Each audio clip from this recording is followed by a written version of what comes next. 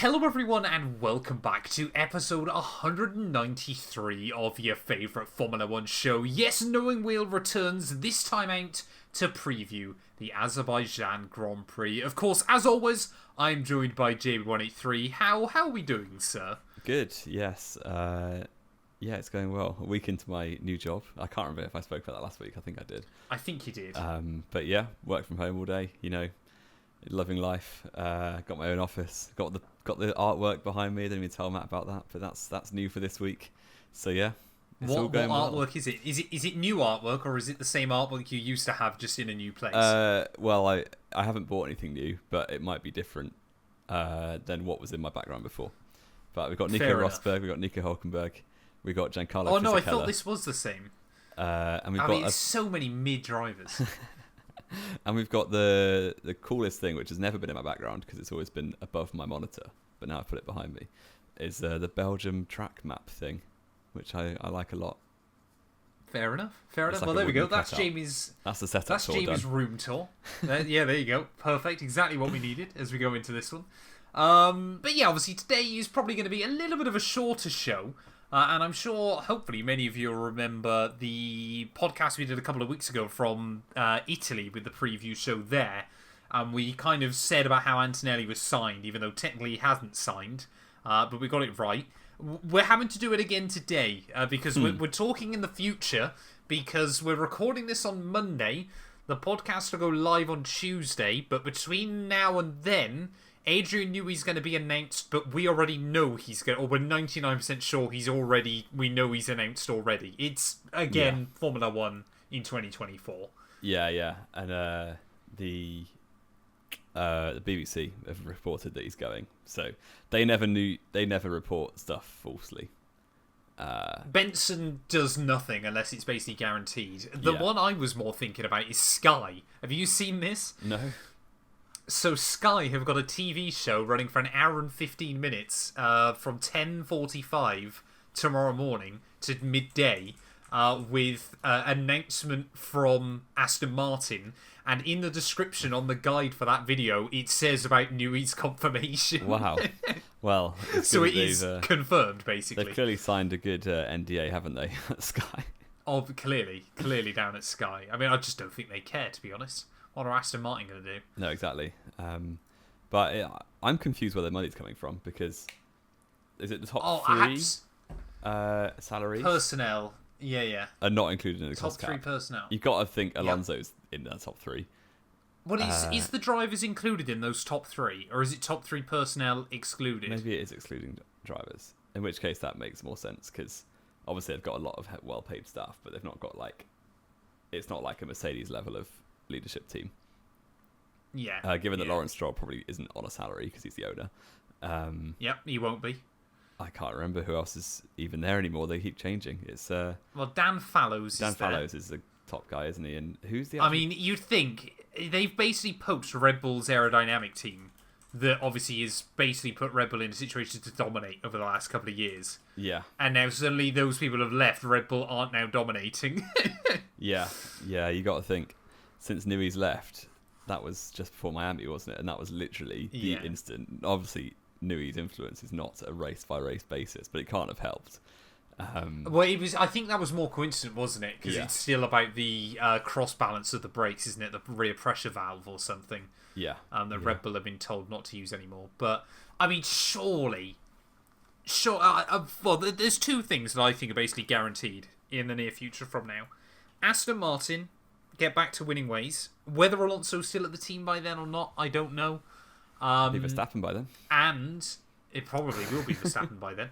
And more importantly than that, Aston Martin will be penalised heavily for breaching the cost cap, financial fair play. In a way, yeah. Yeah. Potentially. It's going to happen. Potentially. It's absolutely going to happen. But Lawrence Stroll doesn't care. Fair play to Lawrence Stroll.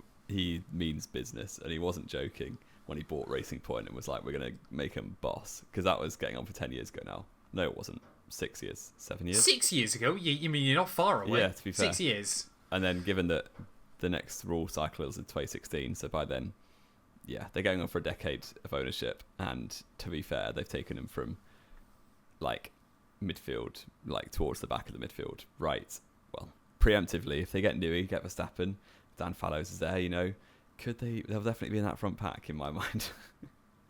Yeah, but I mean, obviously, you say that about Aston Martin, though. I mean, they're what, 5th currently in the standings, aren't they? They're going to be 5th, and probably. In Europe, I don't know whether you saw this. In Europe, they scored less points than Haas. They did, which I think is incredible. But that's mostly only down to Nico Hülkenberg, who is the best driver out of it. Well, not only down to Nico Hülkenberg, Magnussen's also scored points, but scored 2 points. A large part of that was 4 Nico points Hülkenberg. in that time. I think. But it is kind of mad, isn't it? Just how much Aston Martin ebb and flow. Yes. More than seemingly any other team. Even in 2022, when they started the season, they were like the backmarkers, and then by the end, they were again the 4th or 5th fastest car. It was like. Yeah. And then obviously last year they started as probably the 2nd or 3rd fastest car. 2nd early on. Well, Ferrari on their day. And ended up 5th or 6th again. It's like, well, what is going on here? But they've got to find their rhythm eventually. Obviously, the team formerly known as Jordan has always been punching above its weight. And now they've actually got weight. It's like, well, what are they going to do with it? Yeah, what are they going to punch? It's like going on for an evening meal with Jos Verstappen. You never know what they're going to punch. Could it be the waiter? Could it be the... Dude, let's not go there. Yeah, I'll stop there. Oh, dearie me. But I mean, yeah, it's... I mean, we've kind of known this was going to be coming, haven't we, for quite a while. In terms of Newey signing. And of course, obviously, it was always going to be between sort of Aston Martin and Ferrari. I still am never quite sure. I'm guessing Mercedes were never really interested because obviously we all know it's so well reported about, and this isn't kind of meant in a negative way, about how much control Newey likes to have. Why he's been successful with Red Bull, why he left McLaren all those years ago and things like that. It was just kind of about having that control, and it kind of feels like, if you're an Aston Martin and Dan Fallows is kind of leading the way, he'll already be aware of how Newey operates. Yeah. And, I get the sense probably isn't too worried about operating underneath him again. If you're Ferrari, though, on the other hand, the politics are going to wind you up so badly if you're a Newey, and you're not going to get the best out of him. So I think, sensibly, as much as I wanted to live on, sort of Ferrari hopium and things like that, it is the move that makes the most sense for Adrian Newey, isn't it? Yeah, definitely. But is it going to be the last team he ever is part of? Is this now his last move? It depends how it goes, I think. You look at his time at McLaren, and wasn't that only about 4 or 5 years? It certainly wasn't long. 97 to, I think, 2000 2005. Yeah. So I guess 7, 8 years, yeah. So, that McLaren marriage didn't last very long, mostly because they didn't give him what he wanted, basically. They weren't willing to, completely overrule the whole structure of the team. I think if this goes well at Aston Martin, it probably is his last move. If it doesn't go well, who knows? Maybe he gets that itch to work in Maranello at some point down the line. Because, he said in his autobiography, the career regrets were not working with Fernando Alonso, not working with Lewis Hamilton, and not working with Ferrari. So clearly he's chosen Alonso over Hamilton, because I don't think he'll ever get the chance to work for Hamilton now, given that this is work probably at for least a 5-year Hamilton thing at Aston. But it's a 3-year deal, isn't it? Apparently £35 million a year, which is, let's be fair, if you're just sitting around with pencils doing doodles all day, it's not a bad paycheck to work. Yeah. Do you want to have a go? Not to doubt. I reckon I could do it. I reckon Adrian Newey and I are on a pretty similar level. Yeah. But I mean, you say about that, I think the big thing here, which we're not talking about, first of all, we kind of mentioned it in the beginning, Max Verstappen. Mm-hmm. How do we know once Alonso's gone? First of all, because the way I can kind of picture this going when you talk about Verstappen is there could be pressure from, obviously, first of all, Lawrence Stroll, because if they're if they're then in a situation where world titles now are not only kind of a pipe dream but viable and should be happening, how much is he gonna say it's going to be Lance winning those titles? Second of all, Honda. Are they going to be turning around going, well, you want Lance winning those world titles? Let's be fair, Yuki's going to give him a better shot at that than Verstappen is. And third of all, how is that going to affect Newey if he feels he's doing the best work he can, and you got and he's Kardra watching by Tsunoda Lance and Stroll crashing it constantly. Tsunoda, I don't think would be as bad, but neither of them are Stroll, if he's stacking it, neither of them are elite level compared to Verstappen's and Hamilton's and Norris, are they? Like, I think you give Yuki enough time in an environment where he's comfortable. Don't get me wrong, I don't think he's suddenly gonna win 8 world titles or anything like that. But I think he could end up being on a level kind of similar to, when we talk about like a Jenson Button. Yes. Or a Nico Rosberg. But that's Probably, the thing. The right place at the right time. For, like, consistent delivered world championships, like, if you've got, say you've got a lineup of Stroll and Tsunoda, that car has to be probably 0.3 a lap faster than the nearest competitor. I would argue more than that. Probably more than that. If you imagine you've got Verstappen, Norris, Hamilton driving the next fastest car, they've got half a second, or at least 0.3 of a second on Stroll and Tsunoda. So you've got to build a car that's like ridiculously dominant to even win the championship. Well, so to do that year on year is going to be very hard. Well, this is what I'm trying to compare it to, because the way I kind of see this going is, you mentioned obviously Newey at McLaren. I'm thinking before then, Newey at Williams, or Leighton where they had some. Well, but what I mean obviously is that you've got 2 drivers there that clearly aren't on the same level as Michael Schumacher, that get a couple of world titles out of it. But Newey is always, since then, he was never happy with the way kind of Williams made driver choices and things like that. They could have had star drivers and absolutely dominated, like they did with the FW14B with Mansell. But instead you end up with, Hill and Jacques Villeneuve and things like that, where you're sacking them as they win world titles and things like that. That's kind of the way, people kind of are talking about this going, it's perfect, it's going to happen now. But there's examples from Newey's past where, you kind of think from the driver's side of things, maybe not perfect. And let's not forget as well, he really debated leaving Red Bull in after 2014. When it was quite clear that the Renault power units weren't up to the snuff of Mercedes. And he kind of thought, maybe I'll go to Ferrari, deal with a factory program and try and get everything out of a car that then at least it's in-house, the engines aren't delivering. If Honda show up in 2026 and they've taken a step backwards as well, he might just call it a day. I think he'd give it at least a year. But, no, I get what you mean. I do get what you mean. And I do think that, if, say, the Aston Martin was the fastest car, you maybe wouldn't even tell unless the driver next to Stroll was someone considerably better. An Alonso, a Verstappen, a Hamilton, that kind of thing. Because the way F1 is these days, you're not going to get a team that is ridiculously faster than everyone else. I think the RB19 last year was clearly, statistically, the most dominant car in history, but it definitely wasn't the fastest compared to the rest of the field. It's just they operated team and driver on such a high level that it was made to you look kind of had a better than it was. perfect storm and dodgy rear brake bias or something. And cost cap. But but I don't think that RB19 was like half a second a lap quicker than the rest of the field. No way. Well, you look at the Williams again. You sort of go back and talking about Newey.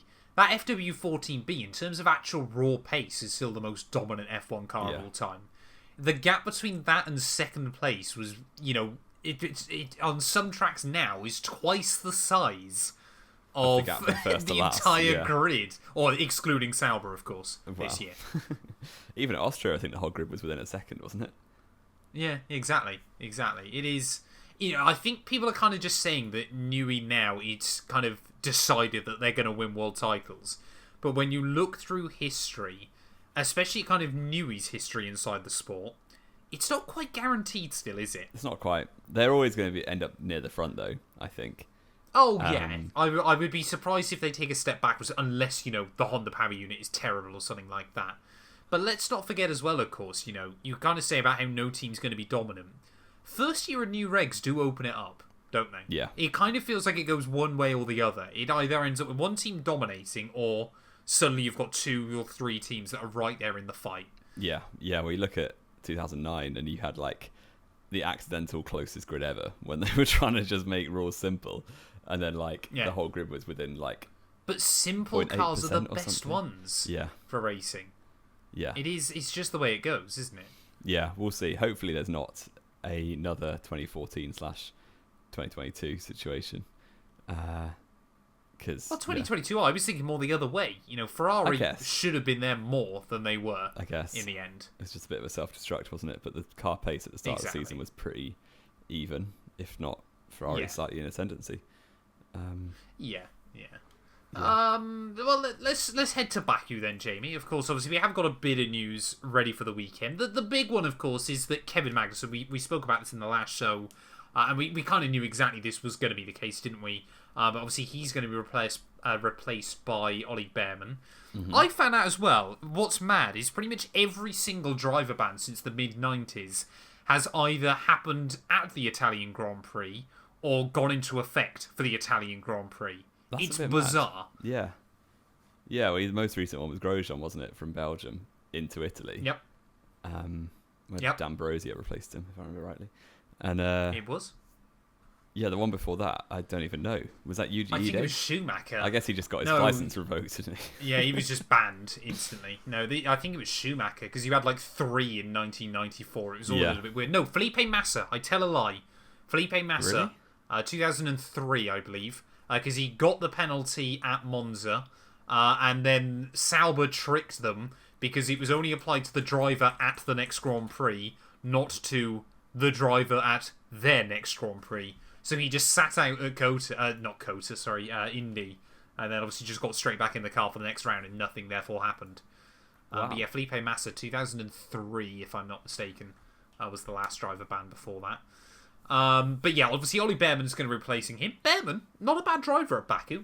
Took pole all the way back in 2023 in F2 there with broken steering, which is quite impressive. Because this is probably Hulkenberg's worst track.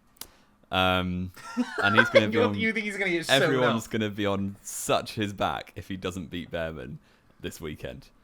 Oh, well, he should wipe the floor with him, surely. I mean, the thing is, though, if Behrman does well here, I'm not saying it's out of the realms of possibility that Magnussen won't come back. And I don't think it's a Magnussen and Haas have fallen out or anything, because I genuinely think they're really happy with how he's done this year. Yeah. I think it's more... Yeah, it's why I don't think Magnussen's too phased about it either way, because he's not on the grid next year, is he? And he got a point. He got more penalty points than real points, but he still got a 10th place in Italy, so he's quite happy. Exactly. But I think, honestly, at this point, he's kind of the mindset now of, the team gave me another chance, but I never thought I'd come back to Formula 1 anyway. I've had 2 more fun years with it. I think he's got a lot of respect. I think there's a lot of mutual respect between him and Haas, that they kind of both know for next year it's not the best case scenario. And it wouldn't surprise me if if Behrman has a good race, whether he's close to the points or gets a point or something like that, whether he kind of goes, look guys, let's call it here.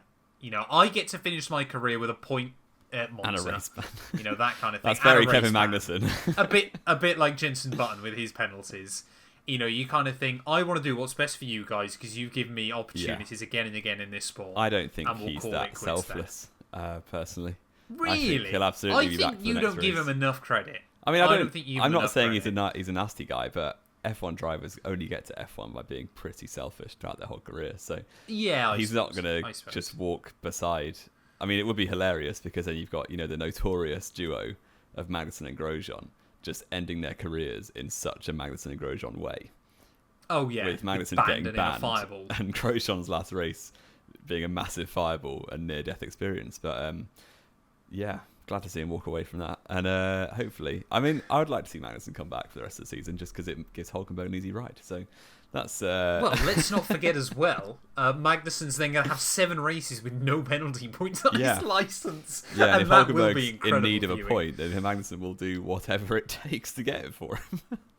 I mean, it's kind of wild, isn't it, when you think, why on earth are either Haas driver trying anymore? It's true, but it's just weird, isn't it? It's professionalism, isn't it? So...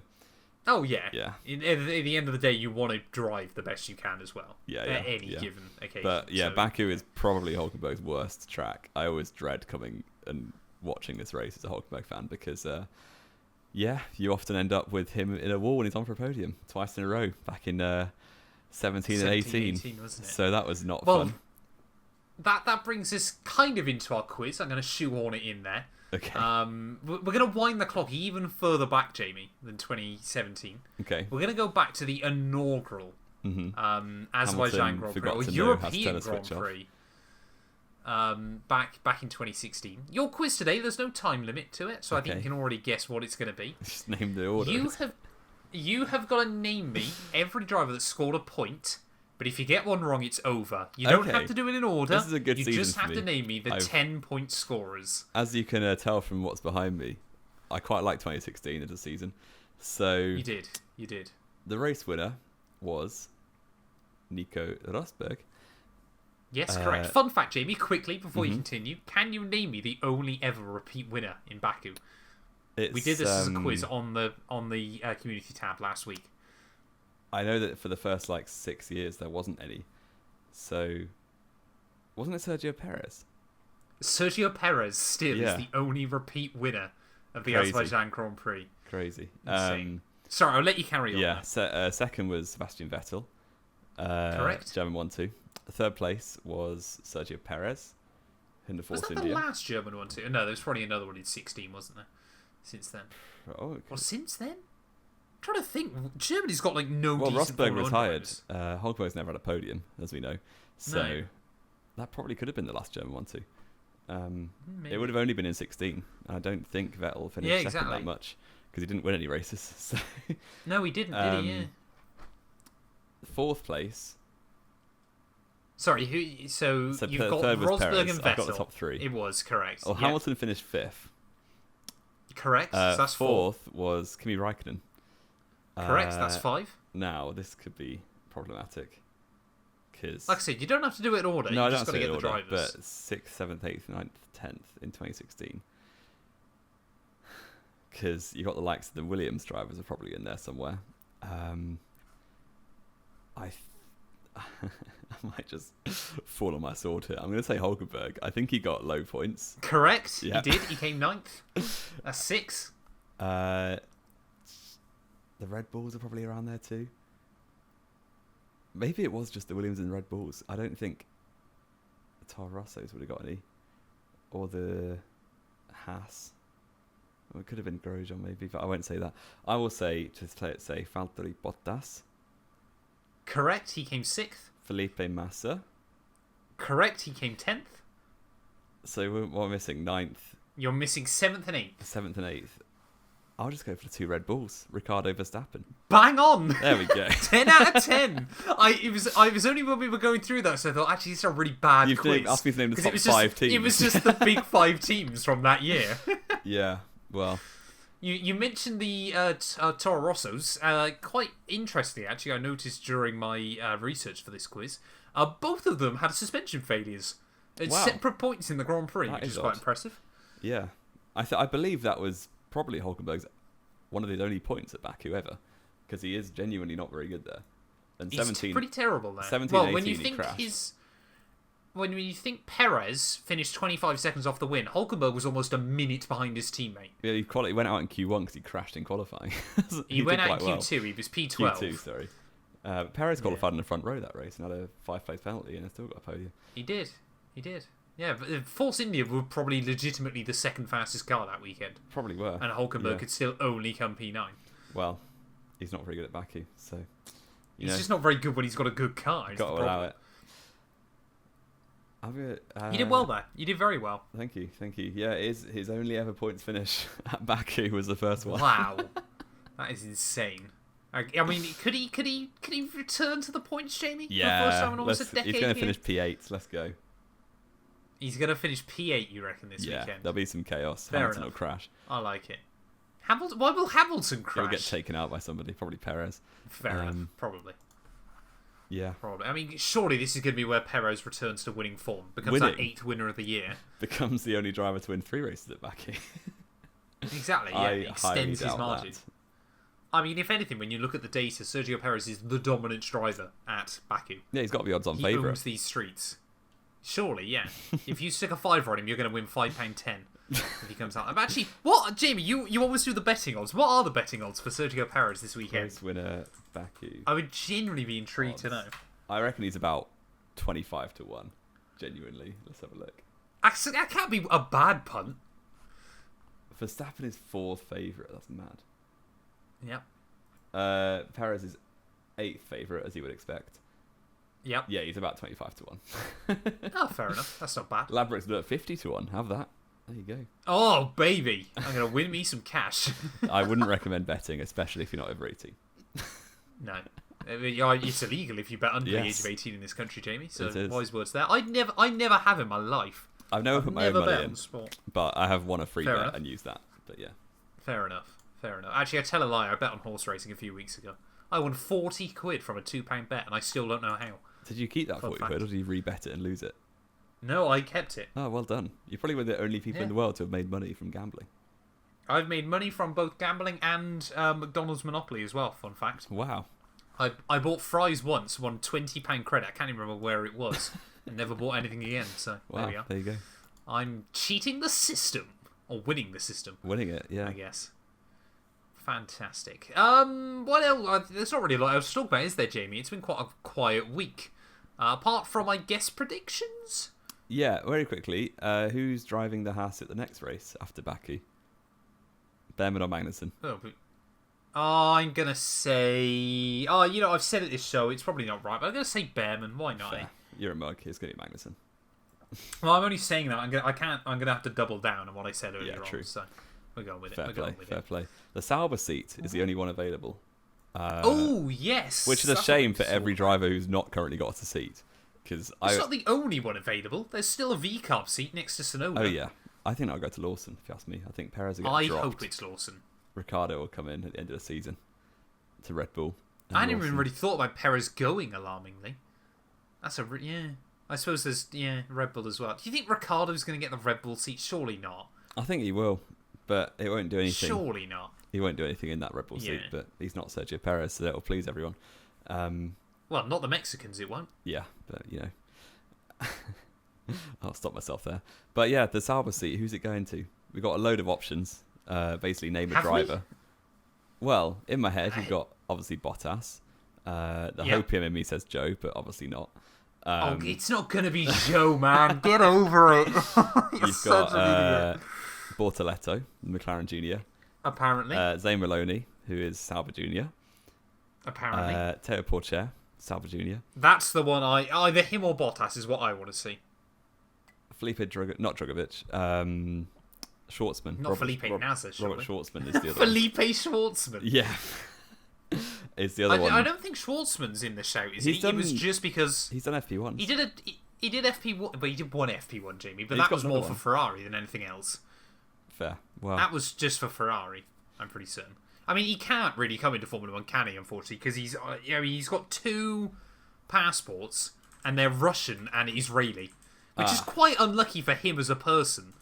But not really a good stand. He's going to struggle with that. He could enter as independent, but I'm not sure that's allowed, is it?